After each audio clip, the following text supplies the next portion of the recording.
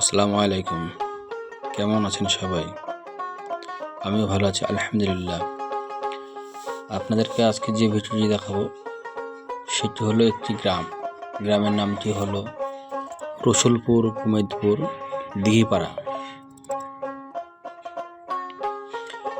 এই গ্রামটি কাকনহাট থেকে 2 কিলোমিটার উত্তরে অবস্থিত। এই গ্রামের ভিতরে একটা দিঘি আছে, যে দিঘির চারি সাইডেই বাড়ি, মাঝখানে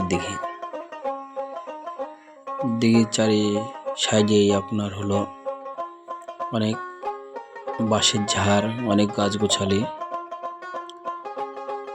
গ্রামটির চারিপাশ দিয়ে পাক্কা রাস্তা অবস্থিত।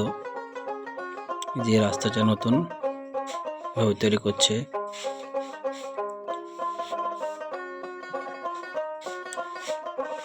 সবচেয়ে সুন্দর হলো গ্রামটির দোতলা বাড়িগুলো। বাড়ির পিছনে কবুতরের হাড়ি, এছাড়াও ওখানে রয়েছে অনেক কিছুই। এই যে দোতলা বাড়ি, এখানে অনেক হাঁস, বতক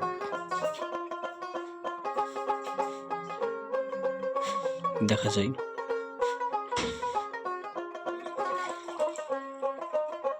এটা হলো দিঘি। এই দিঘির দেখেন চারি সাইডেই অনেক গাছ।